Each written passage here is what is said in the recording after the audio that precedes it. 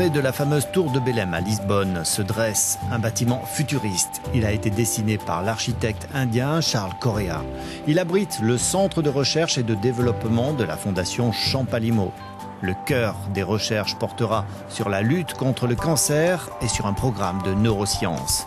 La fondation porte le nom d'un riche donateur qui a légué à sa mort en 2004 un quart de sa fortune pour la recherche médicale.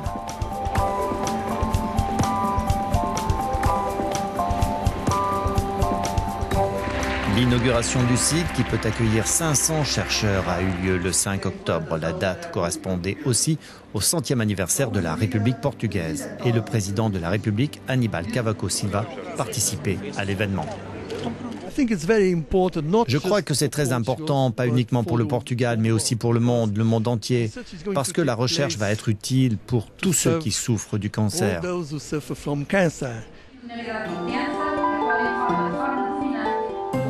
Le centre Champalimaud n'est pas uniquement un des plus modernes centres de recherche.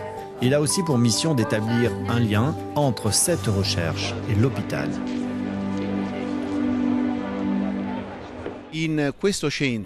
Professeur, dans ce centre, il y a une nouvelle philosophie dans la lutte contre le cancer. Quelle est cette philosophie? L'idée d'un malade du cancer qui est soigné et l'idée de la recherche qui se poursuit sont deux choses qui ont pratiquement toujours été séparées.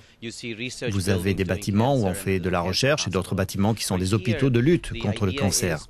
Ici, l'idée, c'est d'avoir des patients qui viennent se faire soigner et qui voient que la recherche avance. Le cancer est un mot qui fait peur. C'est un mot qui fait très peur et quand les malades l'entendent pour la première fois, c'est comme si c'était une condamnation à mort. Ils pensent qu'il n'y a plus d'espoir, ils ont peur.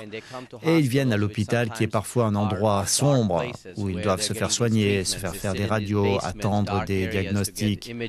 Notre but ici, c'est de créer un endroit où non seulement on soigne le corps, mais aussi l'esprit. Les patients se retrouvent dans un environnement qui leur apporte de la sérénité.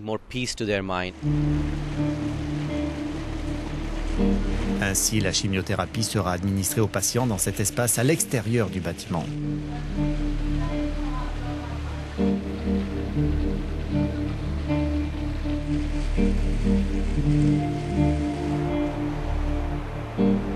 Et voici l'allée des laboratoires. Dans la plupart des cas, les chercheurs vont travailler en open space. Objectif évident, encourager l'interaction entre les chercheurs et créer une communauté. Cette fenêtre s'appelle la fenêtre de l'espoir parce que les patients qui arrivent au centre voient les chercheurs.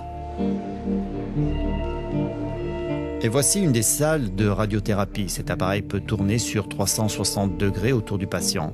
Il peut frapper une tumeur sous différents angles avec une précision de l'ordre du millimètre.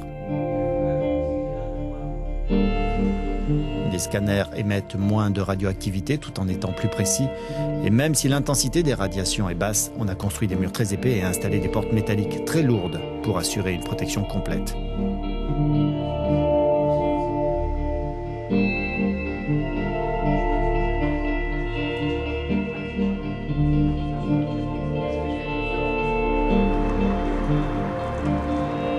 Le cancer du sein représentera un très important secteur de recherche et là aussi on veut établir un lien très rapide entre la recherche et la thérapie.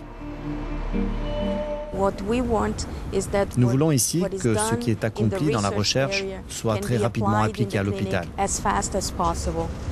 Nous ne voulons pas que les patients attendent des années pour bénéficier des découvertes faites en laboratoire. À côté des 500 chercheurs, le centre accueillera 100 médecins et quelques 300 malades par jour.